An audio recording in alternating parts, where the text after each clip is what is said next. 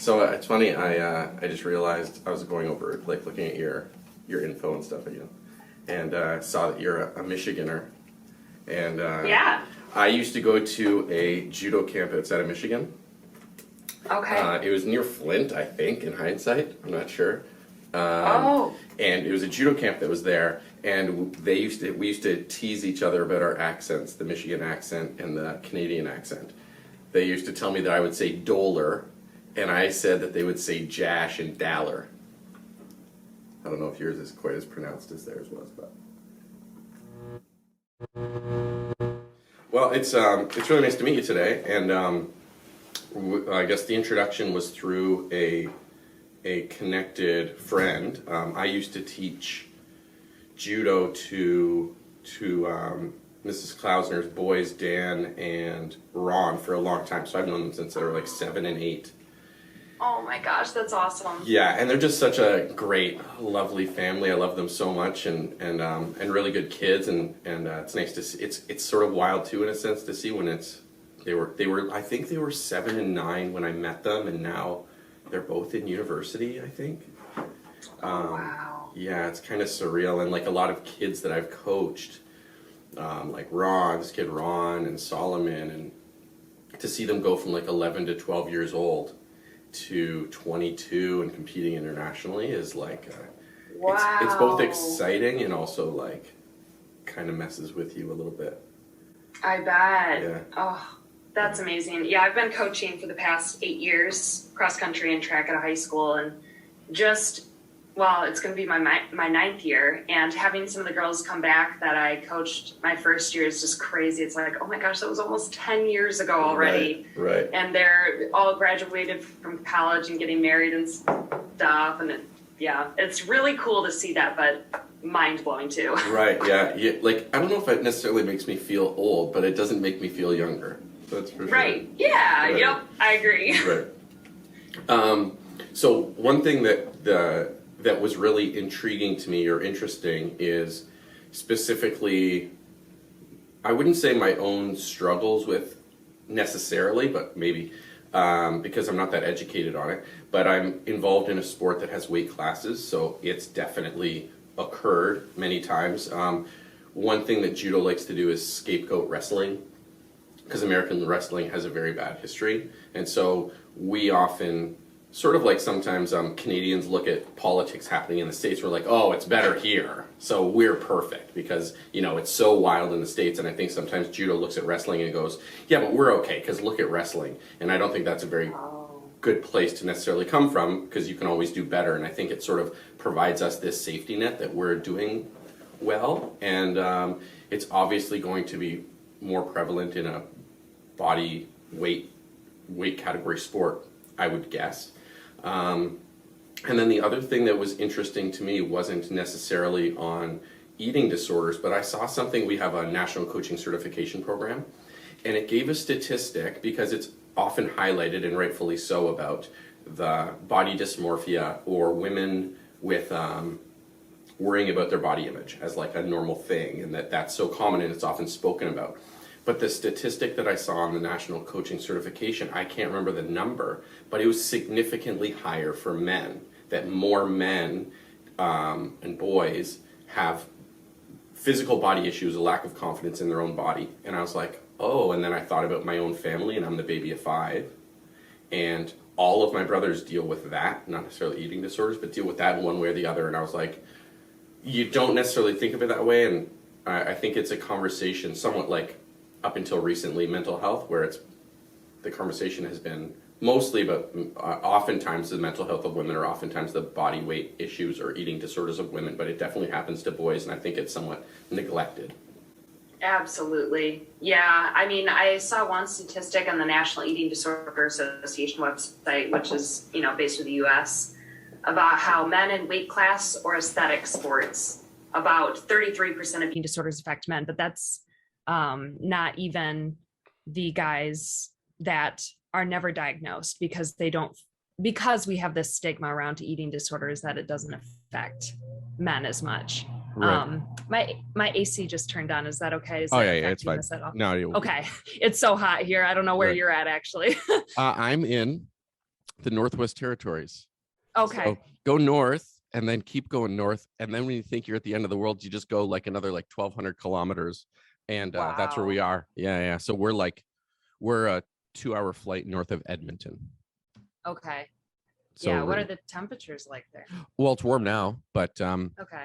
it gets real cold. Like Yeah. you don't plug your car in, and you don't run your car for a day. Your car doesn't start in the winter.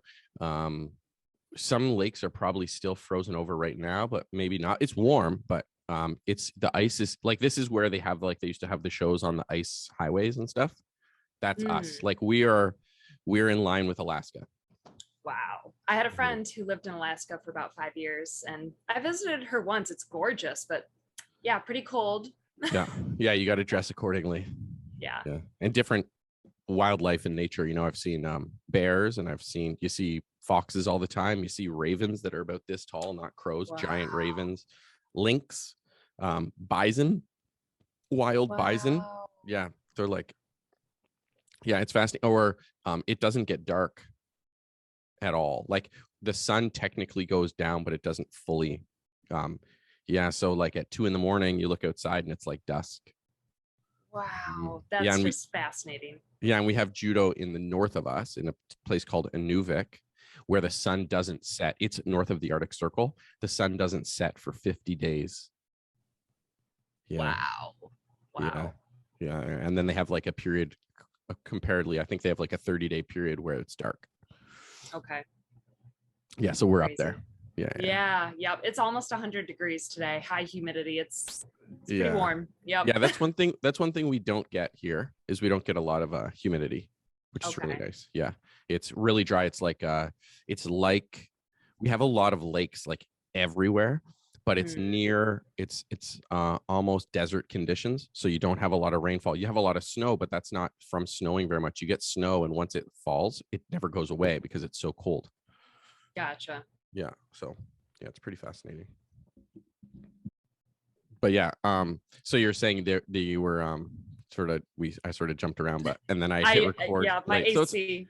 It's fine. Okay. So it's okay, because I'll sort of do a rerun into jumping into things, and we're gonna edit anyways. And I hit record late, so I guess like the thing that I find fascinating, or not fascinating. Fascinating is not a great term. It sounds good. The thing that I find interesting is was one, seeing the statistic on the likelihood of eating disorders in athletes is 2 to 3 times as high, and that there's a lot of boys and men with eating disorders. That's sort of a forgotten piece, which is clearly important. And I think also just culturally, it makes it important. Like if boys talk about it, then the conversation opens up more to girls talking about it. When it's ignored on one side, where it's really not spoken about on the boys' side at all, then it's also easier probably for that conversation to sort of vanish on the women's side as well. Yeah, and athletics are wonderful. Like people should absolutely be involved in sports, but I think coaches especially should be aware that eating disorders or disordered eating affect that population even more, because a lot of, I guess, traits associated with eating disorders, like I hate using discipline with eating disorders, but a lot of like that hard focus and trying to reach a goal with eating disorders is very similar to sports. And sports sometimes don't have a lot of balance, because in a way you kind of have to go past your limits or train harder than other people, and there's a lot of comparison with who's training in what way and how much and how long. It's hard because the line is so blurred between how your eating is affected or how you feel about your body in comparison to other people in your sport, and how you want to succeed without hurting your body. I think in terms of sport, the way that I sort of think about it is high performance sport is integral to inspire people to do amazing things. And it's also important that some people physically aspire to do incredible things, because that can lead to many, but high performance at the very high levels isn't necessarily by nature healthy habits. It's obsessive compulsive, it's goal oriented to the nth degree, it's pushing your body past the point of its physical limitations, which lead to significant injuries, like the ulnar collateral ligament in the elbow. In terms of pitching, it's safe to say that pitching a baseball is not good for you physiologically. Your elbow isn't meant with that kind of stress. Now, playing baseball and living that, all of that stuff is very healthy lifestyles. And I don't think that high performance sport is bad, but I think maybe when we push ourselves so hard, much like workaholics that get to CEO positions of mega companies, is not looking at it like it's a negative thing, because all of these positions are going to exist, but look at it like these people are going to need support in ways that you might not think, because it's very hard. It's, getting, like, they have to understand sleeping behaviors better, because that has such an impact. Like, you're pushing your body to such extremes. I'm sure you've had significant injuries. I have. Most athletes, there's broken bones and ligaments and lack of sleep from stress and pressure of wanting to perform. And most of the vast majority is self-inflicted, because we're so driven. But yeah, I mean, obviously healthy lifestyles are important, and that leads people to want to just play basketball just for fun. And it's a really great thing. But I think, yeah, it can easily fall into a slippery slope of like people needing help. And because we're such tough people, that we don't necessarily want to look weak and ask for it. Yeah. And part of the sport culture is also figuring out how to best balance it all. So where you're working hard enough to find the performance benefits, but also not working so hard that you're breaking your body down, and teaching young athletes how to read their bodies better and how to not burn out so quickly, so that this is something they can continue to do for the rest of their lives in a healthy way that doesn't impede the rest of their lives. And I often say too, with eating disorders, it's really negatively affecting you if it's taking over everything else in your life. And if your sport is taking over everything else in your life, where you're losing out on relationships and general happiness and neglecting your health, like that, it's not worth it in the end. Right. And the other part that gets lost in that sometimes too by the athlete, because we think, I need to put all my time and energy into this to get the performance that I need. And I think what's often lost is, without that more of a balanced approach, is that your performance usually gets negatively affected by this sole single-minded approach, without having the social breaks from it, without having some other interests, or you may have those interests, but without giving some time to them, you're actually hindering your performance, which I think is lost in that way too. Yeah. And I think it's important to note too, especially from my own experience with an eating disorder, the first year when I had lost weight, I did see better performances, but the years following, it was so many crazy ups and downs. I was constantly injured. And you'll probably hear this from a lot of people who've had eating disorders in sport, where there's one seemingly very successful year, and then years later, I mean, I'm at a point where I can't run anymore either. And not everyone is going to see those performance, I guess in quotes, benefits the first year.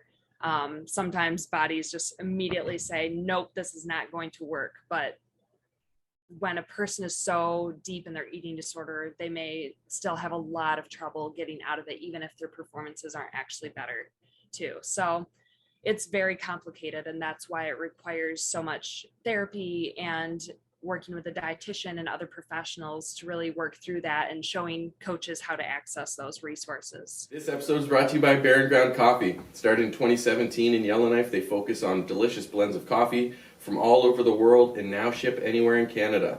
They support numerous events and causes, and not only deliver a great product, but prioritize staff health and well-being. Go out and get some of their coffee if you haven't already. Yeah. And the other thing is depending on the sport, success isn't only measured by timelines. Like some things, it's a race, you ran faster, so it's measurable. But performance is not always necessarily so easily other than results. And there's only so many events in a year. So sometimes it's hard to see progress. It's very hard to objectively define progress. Today, this guy beat me, but he was on a hot day. Okay, well then, does that mean I am or not progressing? So when you have whether or not you're progressing is muddied, then it only reinforces bad habits that it might be benefiting you, because you can't directly show that it's helping or not. So it could reinforce this, like, no, this has got to be better because it's measurable that I'm lighter. I can measure that. I can step on a scale. So that can't be hindering me. But I mean, realistically, obviously it can, but when you can't always measure success so easily, then you could think it's helping.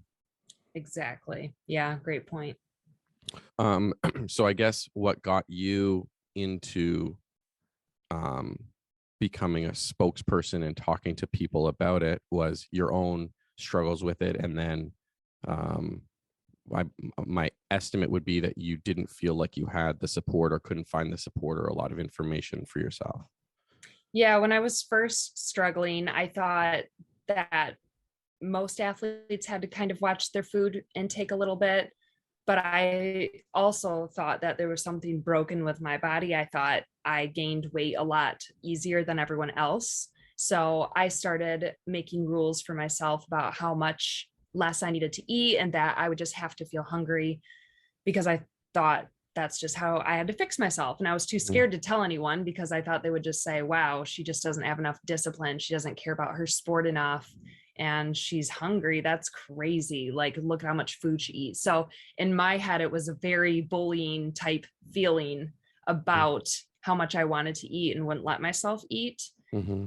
And over time, of course, most of bodies will rebel. And I started struggling with binge eating disorder, which is eating enormous quantities of food and feeling very out of control. There's a lot of guilt and shame associated with it.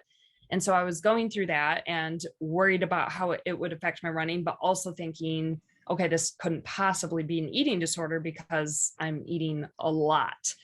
And, you know, perception is everything. I should have been eating that much because that's what my body needed, but I was so worried about what other people thought and what I deemed acceptable. So I was very embarrassed. And even I have a book, Running in Silence, which details a lot of this. And I had a whole conversation with my mom in there. It didn't go well when I first told her about what was going on, but yeah, I was just so embarrassed that I couldn't tell anyone. And I had to tell her through an email because I was scared to say it out loud. So once like I had those experiences, I felt it was really important to start talking about it just so other people understood where I was at, because by that time, my performances were just declining. I was not doing very well. So I thought, okay, maybe I'll set up a blog so that people could see what was actually happening behind the scenes. I had this idea that people thought I didn't understand anything about food, or that I didn't know about calories, and I wanted to show them I knew everything about calories. And I was keeping so much of this in and not sharing it.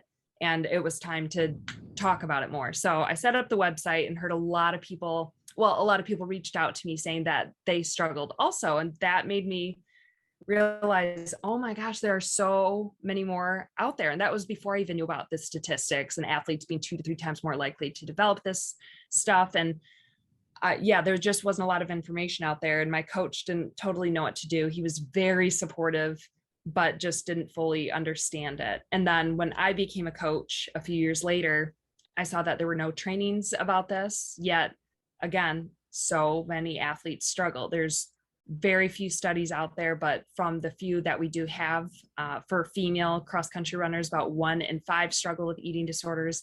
Like we talked about, we need more statistics about men with eating disorders, but we have that stat from the National Eating Disorder Association in the US that 33% of weight class aesthetic sports, or 33% of eating disorders affect men in those sports. And that's likely under the actual information because men are not diagnosed as much. So there's just so much work to do yet. And I wanted to get that conversation started. I'm not a dietitian or a therapist, but I was an athlete who struggled. I'm a coach, and I see how valuable it is to get this information out there. And that's what led to starting the Running in Silence nonprofit. So the website was Running in Silence because I felt like I was running and not talking about this. And I started the organization to be able to speak and educate and talk to other coaches and try to get some more trainings going or something, just so that we can start encouraging this conversation and giving coaches and athletes the tools to start addressing it so that there's fewer people running in silence. Right.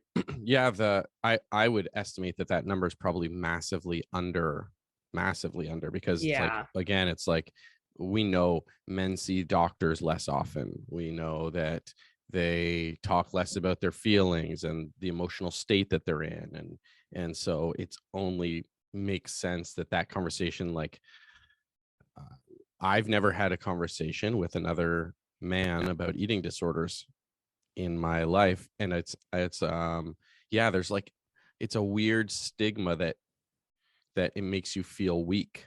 And the other part about it is, like, when you speak about shame, the shame of the food, that's like something that connects to me. Like, uh you'll eat something, and then it's your my response to it is, well, how can I make myself not feel guilty about having eaten this thing, is Mm. like the sort of mental self conversation that you have, of like self-talk. Okay, how can I make it okay that I ate that, and that if I eat it tomorrow, that I'm not a terrible person, or I'm not doing something horrific or whatever. It's a very weird thing. And the other part that I think that affects athletes is that it affects after, because we're not always taking into account whether we're young and growing into our bodies, or leaving sport and growing out of being full-time athletes, is that our body's going to change. And so you get used to a body type from, say, you're 18 to 23, where you're training 6 days a week, and you're not training 6 days a week, and you're like, well, now I feel gross because this is different than I was. Like, I'm not, I'm 28, 29 at the time or whatever, and you're like, but I'm not training like I was because I'm not an athlete anymore.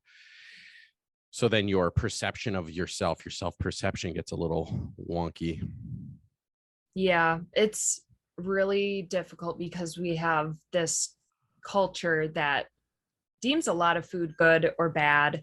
And we're also looking to certain celebrities or people about how to eat, instead of talking about working with a registered dietitian who would Mm-hmm. actually have all of the science and information to give us the right information.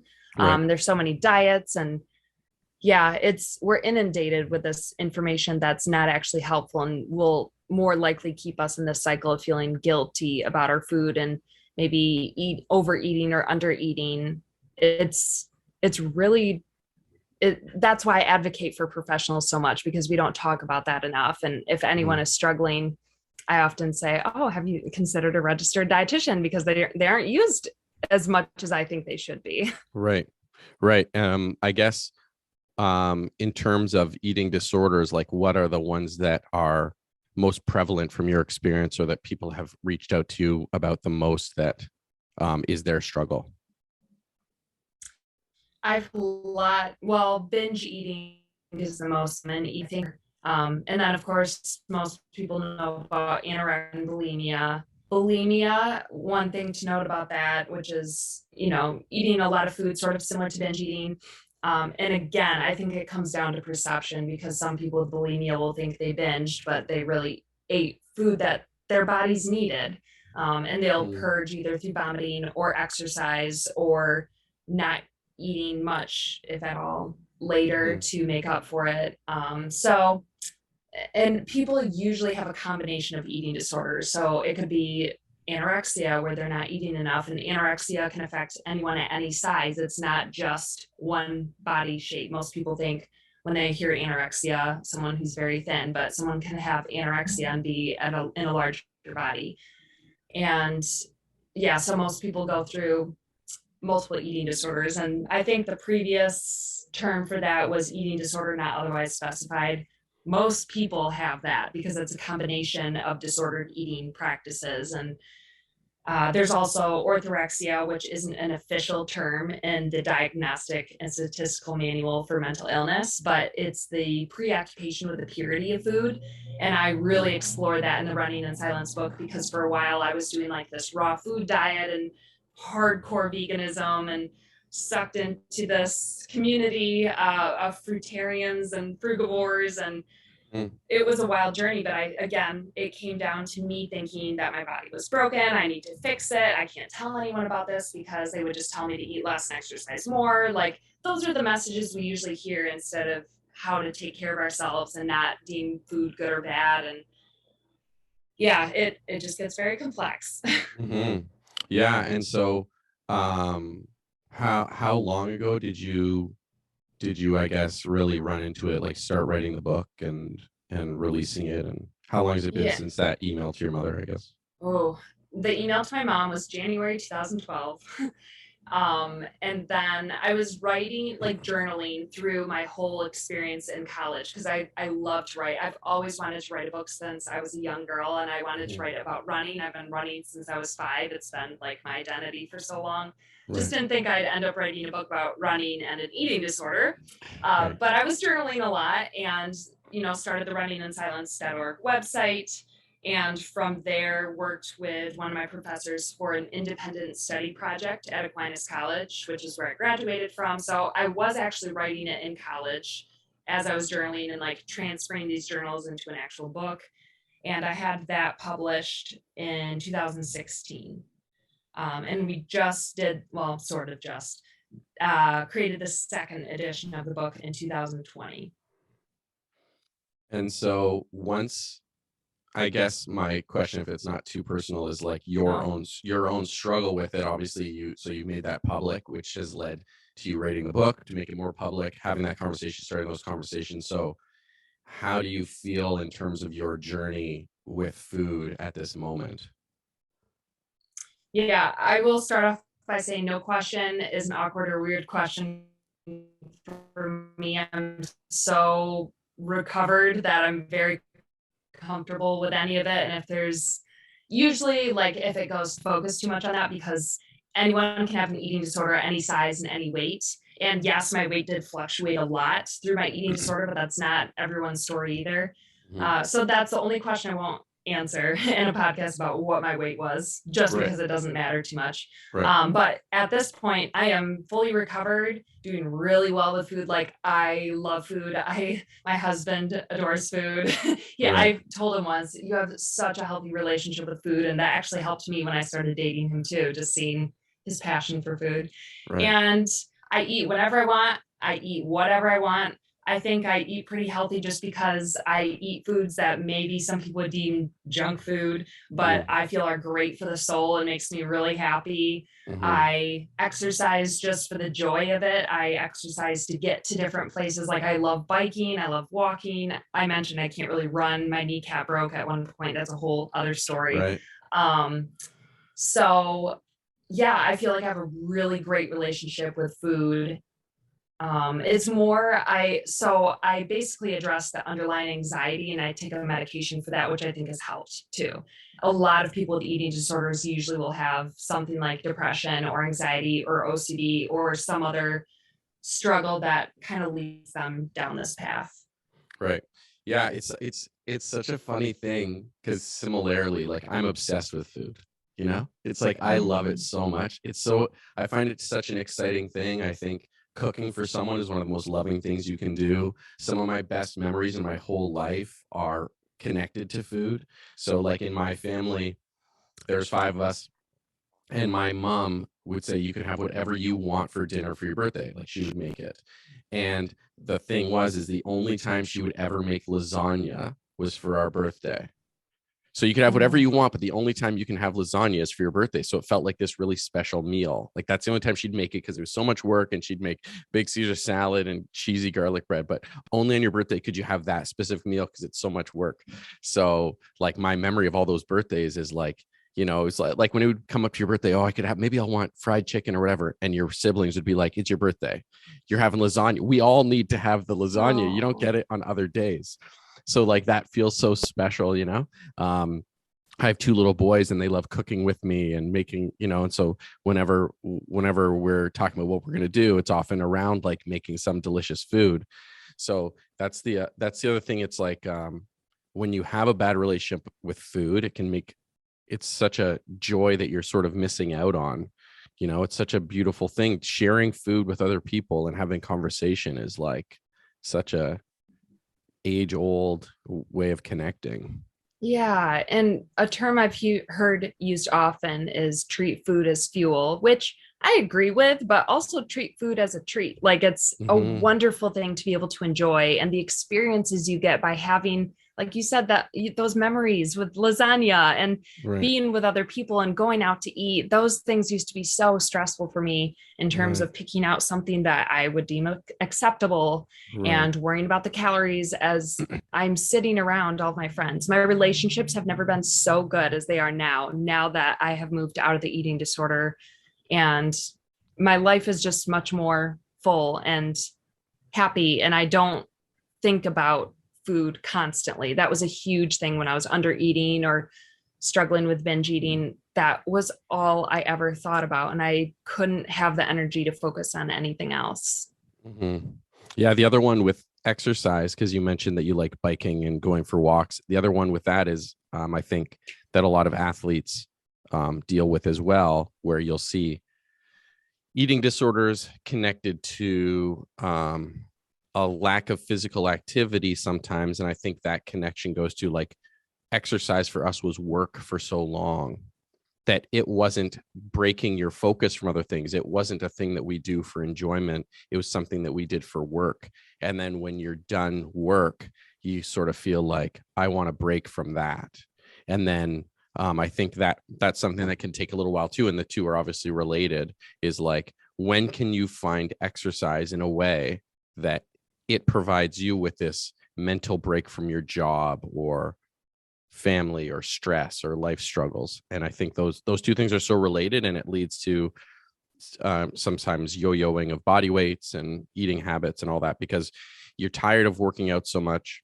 So then you feel your body changing, and then you're not happy with your body changes. So then you have a bad relationship with food, as if food did something wrong. And it's sort of, yeah.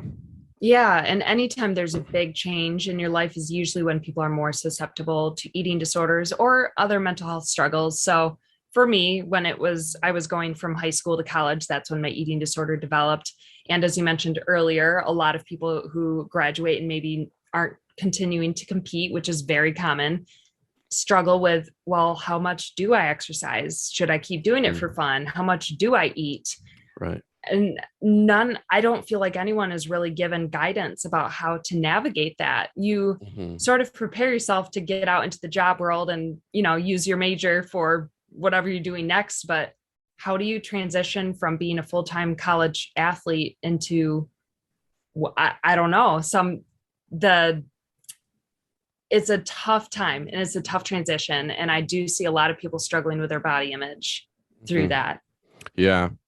Yeah. And I guess the next thing would be for people that don't fully understand that they may have some kind of disorder. What would be things that you might tell, or things that you recognize as points? Like, maybe you aren't full blown, or whatever you want to say. I'm sure, like everything else, there's a spectrum, but some red flags or things that they could pinpoint, like, oh, this is getting unhealthy. What are things that people could know as like markers? The biggest thing is that if you're questioning it, it's worth getting checked out. Mm-hmm. Some doctors will be able to help you with that too, if you just go in and say what you've been struggling with. Otherwise, some other signs you can start looking for is feeling like you're constantly thinking about food, obsessing about it, counting calories, feeling uncomfortable with your body. Most people have a point in their lives where they're uncomfortable with their body. So yeah, it's tough. The line between disordered eating and a full-blown eating disorder, they're both very valid, and you should absolutely get the help that you deserve at either side of the spectrum. I think it starts going into the eating disorder territory when those behaviors take over everything else in your life, where, like I said, you're not able to engage in the relationships around you. You feel like it's affecting everything that you do. You're avoiding restaurants because you're worried about the food there, or you don't participate in other activities. For me, everyone's going to be different, but for me, I was so worried about sleep because I thought if I didn't get enough sleep that I would overeat. So I didn't even go out to hang out with friends late at night because I was so worried I had to, there was so many things in magazines and stuff saying that you eat more if you don't sleep enough or something. And I don't worry about that anymore. I just try to get good sleep because it's good for you. But Right. yeah, it just gets to the point where every decision you make surrounding food or body image negatively affects you. Right. Yeah, and it's not going to be as easy as I guess easy isn't the right word, but you may not be throwing up your food or exercising right after you eat. You may not look a certain size. Whatever you're struggling with, if it's taking over things that you love in your life and you feel like you're not as engaged in life, you feel really tired and sluggish. If any of that is affecting you, it's worth getting checked out. It may not even be an eating disorder, but it could be something else that's worth getting diagnosed and help for. Right. And you're saying as well that oftentimes these come to fruition at times of significant change. So I'm guessing Yeah. that means that you'd see a lot of it start from grade school going into high school, or primary school going into high school into university, end of career in sport, if that's the case, that this would be the time.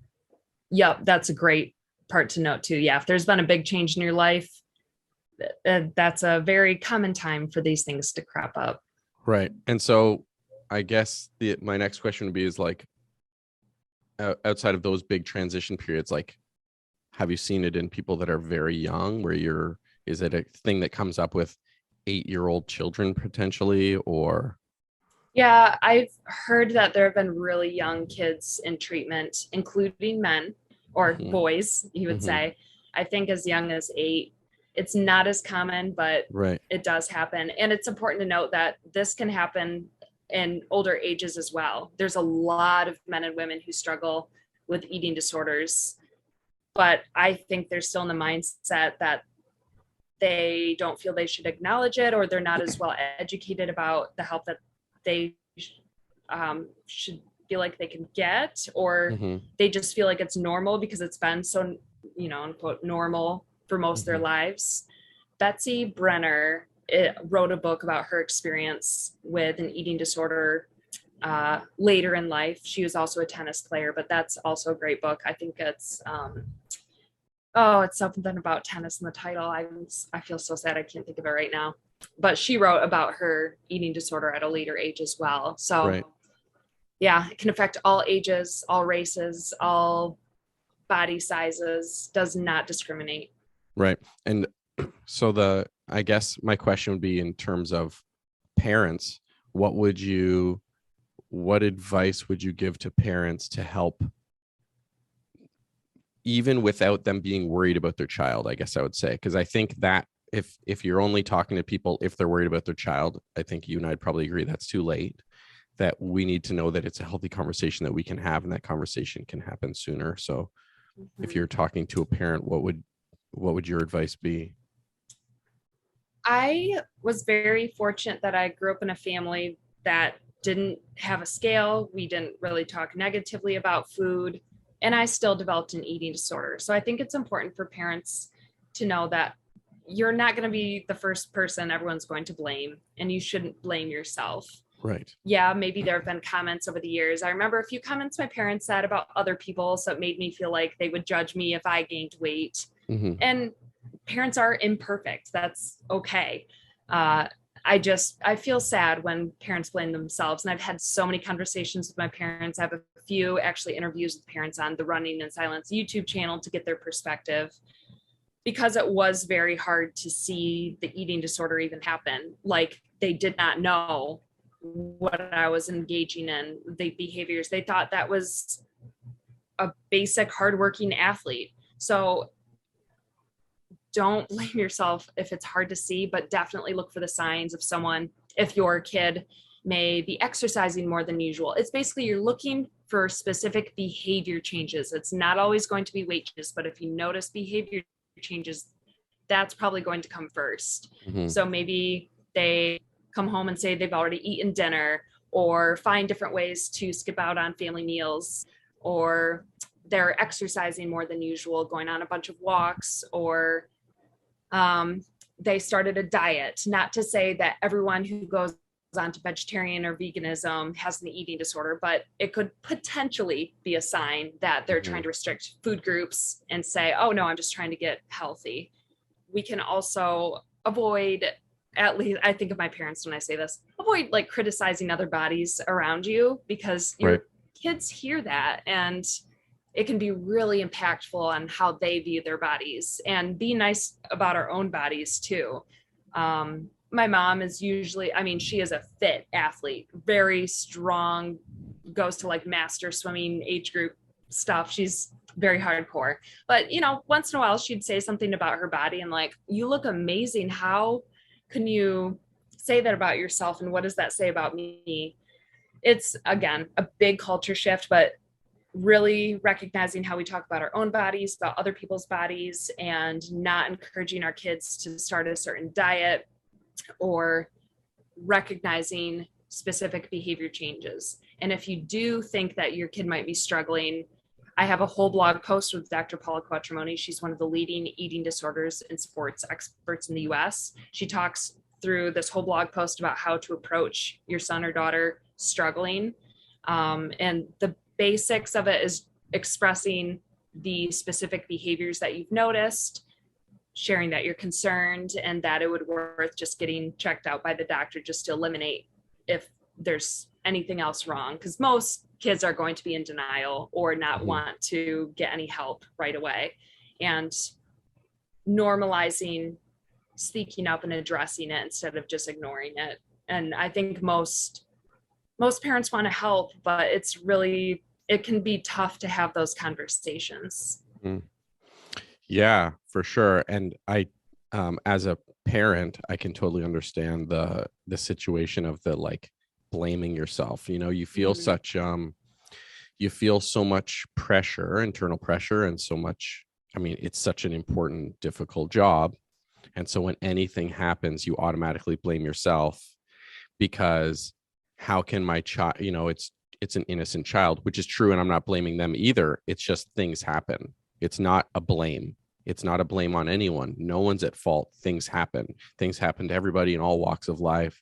And it's just that our human nature is to make something the problem, like some individual is the problem for this, right? And it's like, no, Exactly. it's just what occurs. It just occurs. It occurs in a percentage of the population, a significant one.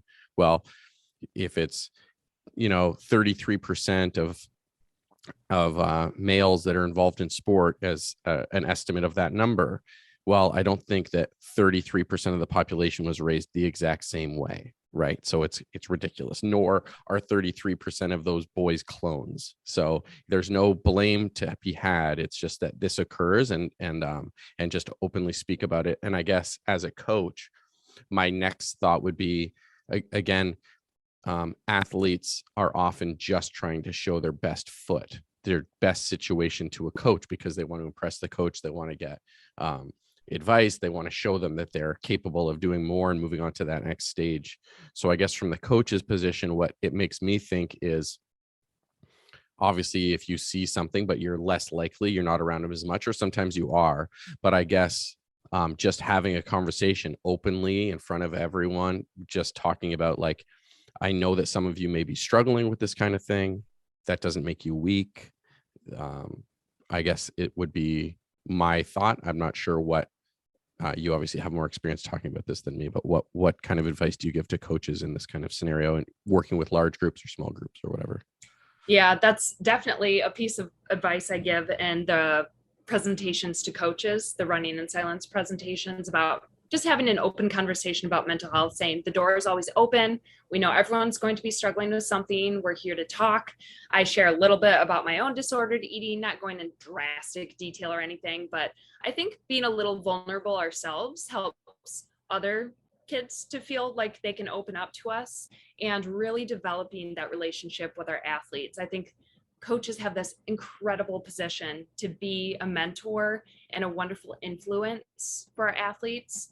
There was one coaching session I went to that talked about how coaches are psychologists and therapists and athletic trainers. And I was like, no, we're not. And that's okay. Like, knowing that we're in this great influential role to be like a mentor and assist our athletes with getting to those right resources if they need it, but being there to talk and being one of the first people to have those conversations, because we're with our athletes so much. Again, probably not as much as parents, their family, but seeing those behaviors, or being one of the first people to maybe notice behaviors that aren't very healthy, and having that relationship with our athletes allows us to kind of be the first people to have that conversation. Yeah, I think, yeah, it's important to recognize what position we're in and the access that we have, and that oftentimes coaches really do care about the athlete. Most people get into coaching. I can't speak to all because nothing is that way, but most people get into coaching because they genuinely want to help people. They want to help people perform. They want to help people succeed. They want to help people live stronger, healthier lifestyles. And you have this access to them. But I think to put yourself in the position where you start using the terms that you are those other things other than their coach, you're putting a lot on your plate. And I think it's unfair to the coach to think, oh, I have to be a dietitian now, and I have to be their mental health coach, and I have to be the sports psych, and I have to be the technical coach, and I have to be the administrator. You're just setting yourself up to fail. That's why people have education in these fields, is so we can't all do all things well all the time. It's impossible. Exactly. And like you said, it should be a relief to know that we don't have to do all of those things, but we do have a great job and a role for our athletes. Mm-hmm. Yeah. And then I guess in terms of the other part that I think about that maybe I think I should heighten when I do have these conversations is talking about, which not having a speech prepared to talk to kids, but in this field is just talking about the changes that naturally occur during the body. And I think that's like such a strong part of it. Boys and girls, everybody body changes very dramatically, and that those changes occur, and it's okay. And looking leaner than someone else doesn't mean you're not strong, and all of those kinds of things. When you are naturally on a bulkier frame, that doesn't mean that you're not fast too. And I think sort of trying to express that we're never going to look like someone else, that doesn't mean that they work harder or work less or whatever it is from you.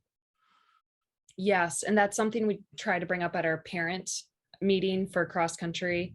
At least I do, about puberty, especially for girls, because usually they're going through a lot more changes physically, and just saying, hey, it's totally normal to plateau. They're in high school, their bodies are growing. A huge part of this program is learning how to work with our bodies and be able to continue doing their sport or whatever they love for the rest of their lives, because it should be this balance and this happiness with the sport, learning how to love it, how to compete, and develop all these other parts of being a human beyond just being this robot athlete.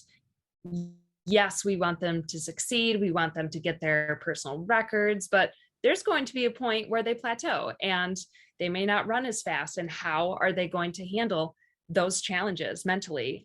We're going to be there to support them. It's not always fun, but it really creates strong people to be able to go through that. And they learn a lot through those experiences. Yeah, it's funny. I had a student call me last night, actually, talking about struggling with sort of the idea of whether they should continue competing or not. And his question was to me, would I be happier if I go to the Olympics or if I do this other thing? And what I was trying to explain to him is, you're putting your happiness in the wrong area. If you go to the Olympics, there'll be joy in moment and all of that kind of stuff. But the next day you're you. And so you can't put your happiness on these results that you get. And so these plateaus happen, and there's going to be struggles, and it's going to be really hard. But it's very easy, which is something that I did myself, is like, it's very easy to think that my happiness or my self-worth is connected to something that I'm going to achieve, because it's not. That's not where our self-worth comes from. It has to be there independent of it, which is like really easy to see. But I think that's something that for myself, I find as a good self-talking tool, is like, whether or not I'm as lean or as heavy or as strong or as fast or get the results professionally that I want, my self-worth has to be there no matter what. Because if you have a bad day, then you're worthless. Like, that doesn't work. And if I have a good day, then the world should love me. That's not how it works either. And so, yeah, I think all of, again, as you were saying, it's like mental health is so connected to food. They're not independent at all. They're finely woven together. And yeah, I think you you can't be looking for these results for a happiness place. And that's a very easy thing to fall victim to. And that just deteriorates the whole relationship with your food, I think. Yeah, that was so well said. And one of the big questions I had to ask myself when I was still stuck in my eating disorder, because even though I was working with a therapist and a dietitian, there was still a huge part of me that wanted to lose weight because I thought I would run fast. And I had to say, like, well, why am I so set on running fast or having these great performances in running? And when I answered myself, I was like, because it's the only thing that makes me happy and feel value and worth. And that is scary. If that's the only thing holding you together, you got to find something more than that. Yeah. And that's the one I think that's what you said is like, that's the thing that's such a common thread. I think that's a very common thread. And I don't think it is isolated to sports. People are workaholics. People connect it to the same thing professionally. People connect it to their education. If I'm not on the dean's list, then I'm not worthy of love, that I'm not worthy of friendships, that people shouldn't look up to me or appreciate me as a person.